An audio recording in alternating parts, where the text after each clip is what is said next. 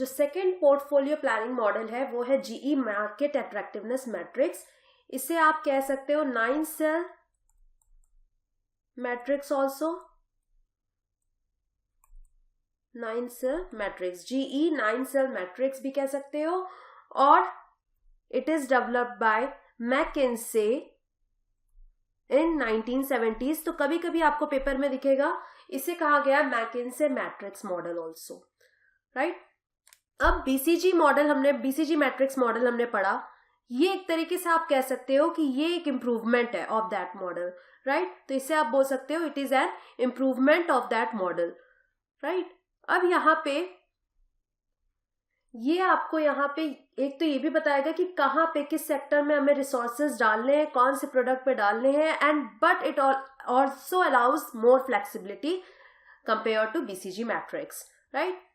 अब 9 cell grid measures business unit strength against industry attractiveness. So यहाँ पे criteria क्या होगा? यहाँ पे क्राइटेरिया होगा business strength against market attractiveness, right. अब हम पहले देखते हैं कि मार्केट अट्रैक्टिवनेस में कौन से फैक्टर्स होंगे. So factors could be market size. यहाँ पे आप बोल सकते हो market size, market growth, right.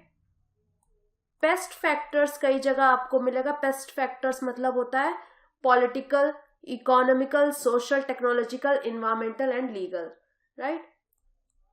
So वो हो गए PESTEL factors, economical, environmental and technological.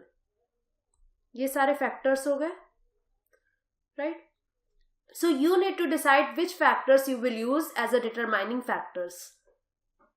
Now जब आपने फैक्टर डिसाइड कर लिया, अब उसके बाद क्या होता है कि इसके बाद आपको एक वेटिंग नंबर उसको देना होता है.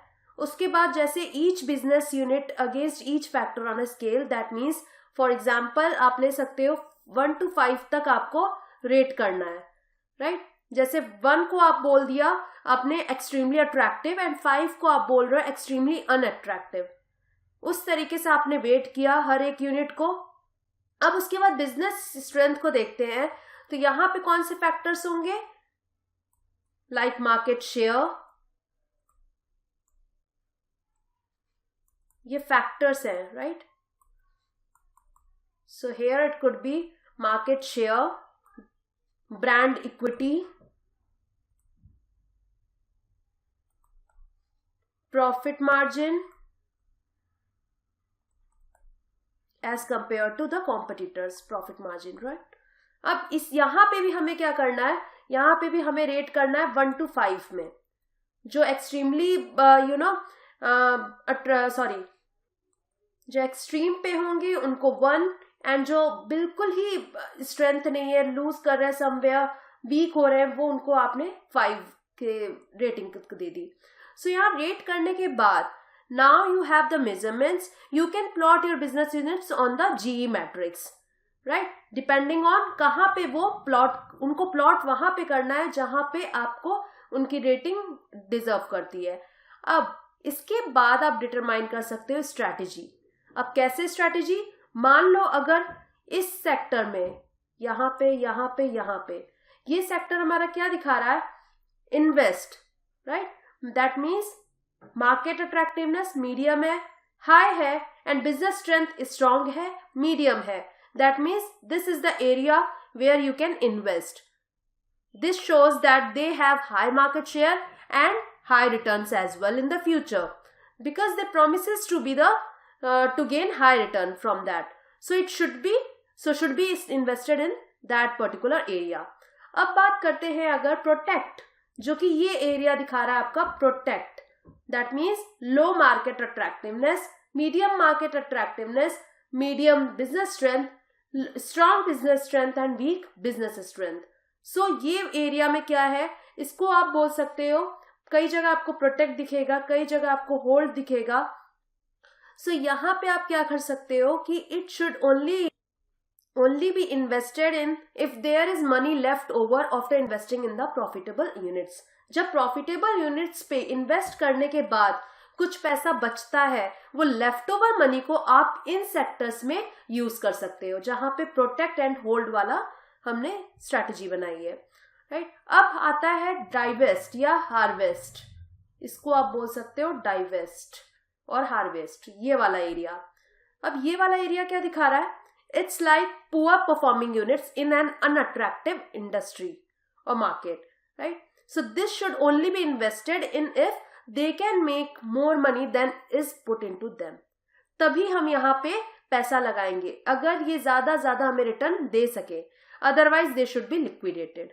तो इस तरीके से क्या मिल गया हमें कि हमें कहाँ पे ज्यादा इन्वेस्टमेंट करना है, कहाँ हमें तब इन्वेस्ट करना है when we are left over with the money or investing it to somewhere else। और ये आपका ये वाला जो सेक्टर दिखा रहा है हार्वेस्ट और डाइवेस्ट वाला, that means these are the units which are poor in performance and they are unattractive industry. So here investment should be done if in case the more money then is put into them, they can return it into that case। Otherwise यहाँ पे क्या कर दिया जाएगा, इनको liquidate किया जाएगा, right. इस तरीके से आप देख सकते हो कि बीसीजी में हमने सिर्फ मार्केट शेयर या मार्केट ग्रोथ रेट पे, रिलेटिव मार्केट शेयर और मार्केट ग्रोथ रेट पे देखा था डायमेंशंस। यहाँ पे मल्टीपल फैक्टर्स यूज करके आप देख सकते हो, राइट। तो multiple factors can be used rather than the two-dimensional approach of the BCG. So in doing so, you will have a starting point in which to build your strategy for allocating resources and expanding products. So in portfolio planning models के through हमने ये तो देख लिया कि कैसे assign करना है resources to each SBU. Now the last step यहाँ पे है assessing growth opportunities. अब कैसे हम assess करेंगे opportunities को? So अब देखते हैं।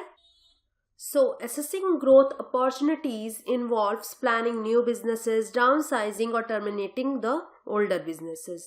So, here the company's plans for existing businesses allow it to project total sales and profits. And if there is a gap between future desired sales and projected sales, corporate management will have to develop or acquire new businesses to fill it. So, यहाँ पे firm क्या कर रही है?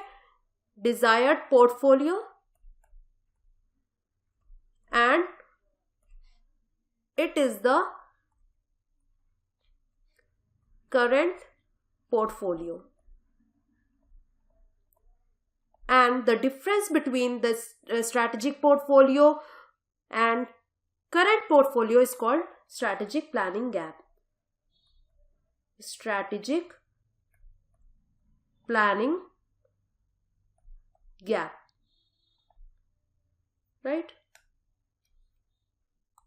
तो अब question arise ये होता है कि हाउ द फर्म और a company can fill the strategic planning gap.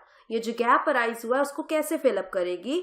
तो सबसे पहले जो स्ट्रैटेजी है, सबसे पहले जो ऑप्शन है फर्म के पास, वो है is to identify opportunities to achieve further growth within the current business.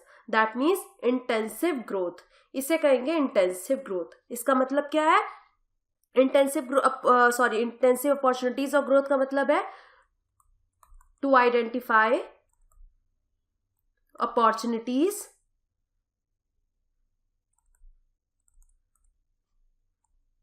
within current business,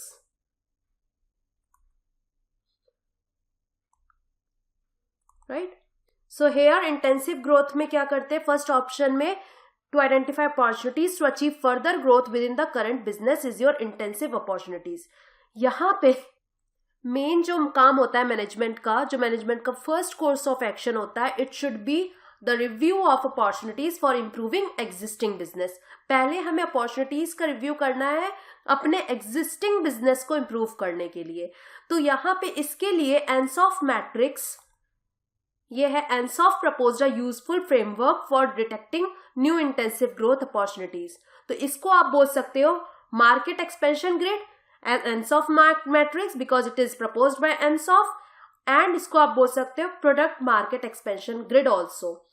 तो ये Ansoff मैट्रिक्स के थ्रू हमें पता चल जाएगा so that we are going to grab the opportunities and improve the